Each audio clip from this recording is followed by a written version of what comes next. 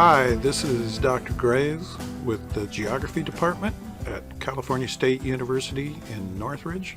This is part of a video tutorial designed to help students in Geography 107 and perhaps other of my courses learn how to use GIS to analyze and evaluate criminal behavior, serial crime, in order to estimate where the perpetrator of the crimes might live.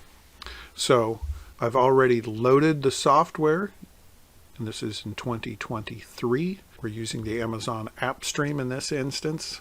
So hopefully you have watched an earlier video to bring you to this point. So once you're here, click Cancel, click File, click ArcGIS Online, and in the search window, in this dialog box, type CSUN, C-S-U-N, Graves, and Arson. Click on the magnifying glass which prompts the search, and the Arson map package should appear. Click on Open. Wait about 1 minute and the entire map package should open. What you see before you is a map with multiple layers. At the bottom in gray is the Los Angeles County zip code.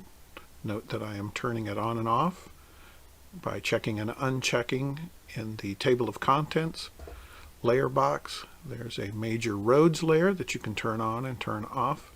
There is a map of Arsons in yellow dots with a fire icon in the middle, and this last layer is suspected arsonist, known arsonist. Actually, only one of them is a real arsonist. The rest are just random addresses. I'm going to turn the Arsons back on. There's also a terrain layer, and you can turn that on and off. I would suggest that you leave only the ones that you need on for the moment. If you want additional layers, you may click at the down arrow next to the Add Data button, and you may want to add a base map. Among the base maps that you can add are more detailed street maps, more detailed terrain maps, those sorts of things.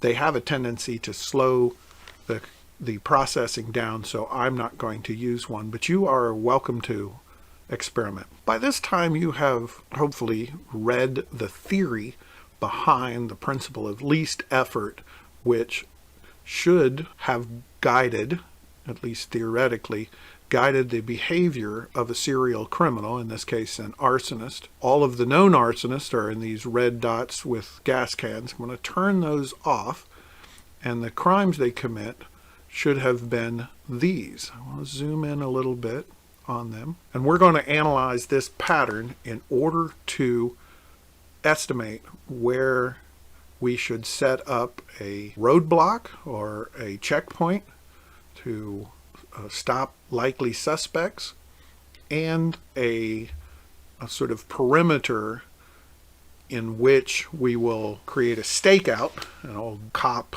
police term for surveillance on particular addresses of suspects.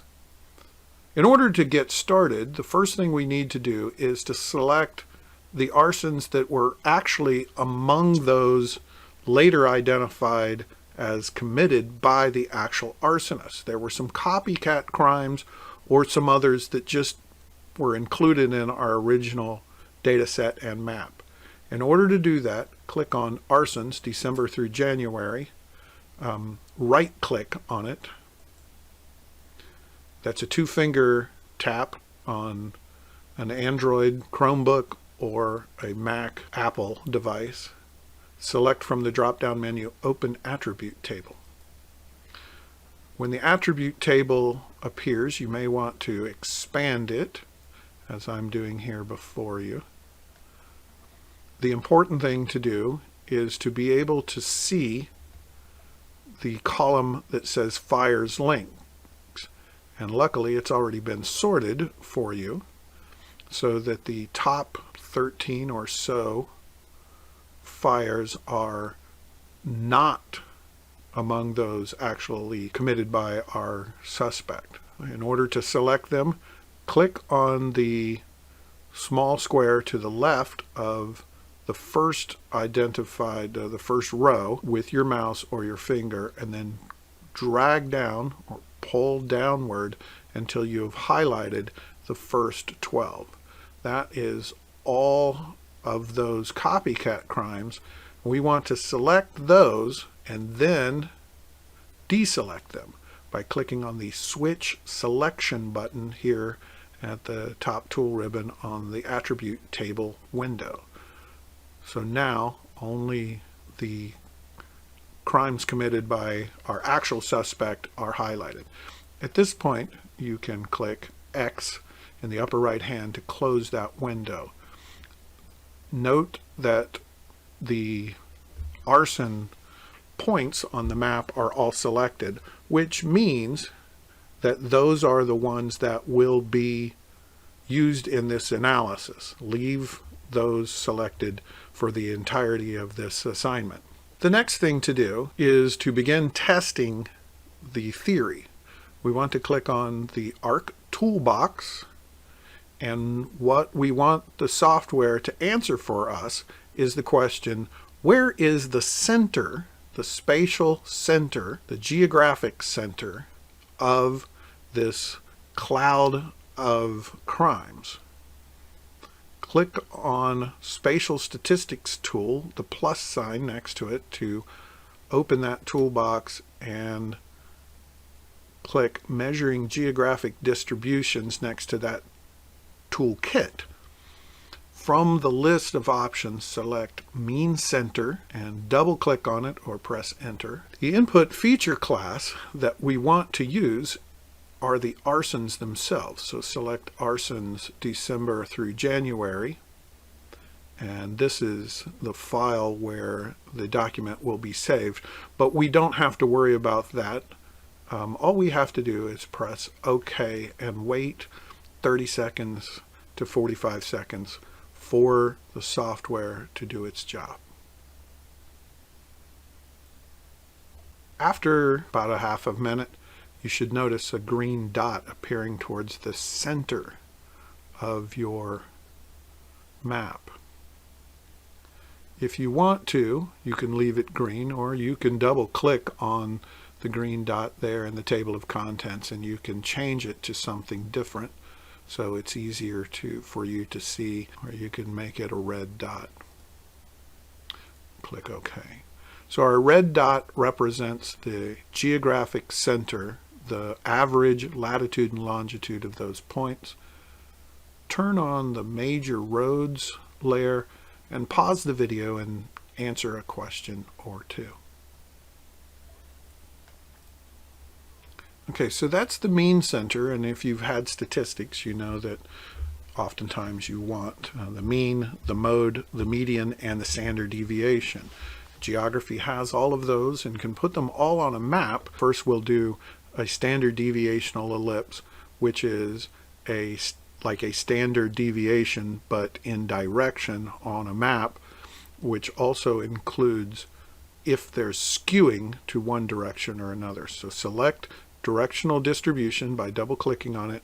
The input feature class should be the Arsons, not the LA known Arsonist, and we're looking for just one standard deviation. Click OK. Give the software a few seconds and it should draw a circle around the map. Inside that circle should be essentially 68% of all of the crimes, and according to the theory, so should the arsonist, our suspects, live in there. So here's the circle. I'm going to turn the arsons off. I'm going to turn the street layers off, and we see that there are 4 different arsonists. These are the addresses that we should watch carefully, and you may stop the video now and answer a couple of questions associated with this measure. Because this circle around all of the Arsons, turn those back on, is not circular, it tells us that there is skewing in the data.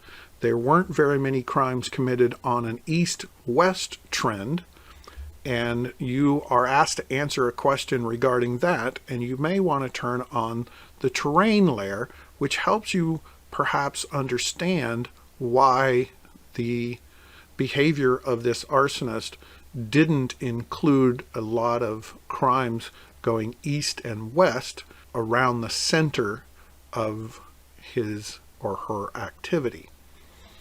Because there is a bias or a skewing, the median center becomes the more reliable indicator of where the arsonist might live. So click on median center in your Arc toolbox, double click on it to open it. Once again, select Arsons from December to January and run OK.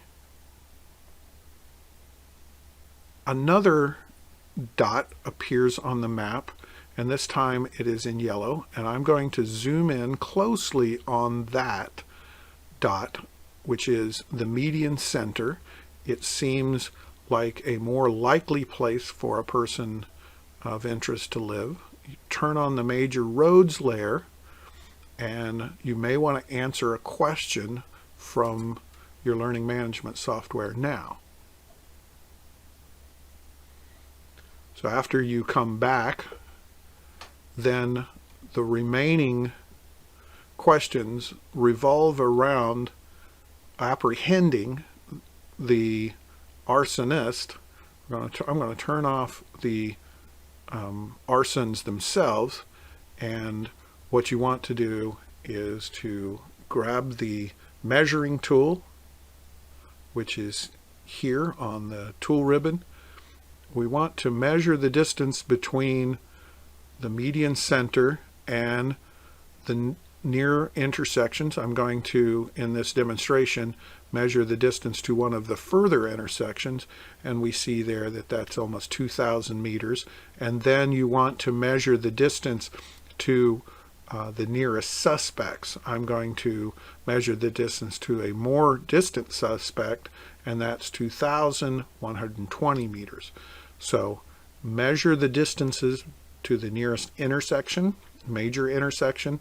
Note the name of those roads. You may have to zoom in further, and to the nearest arsonist. You may want to use the identify tool to identify the number associated with the arsonist. This is arsonist 18, and that may or may not be your prime suspect. That is all you need to do in order to complete this assignment. There are questions on your learning management software. This concludes this video.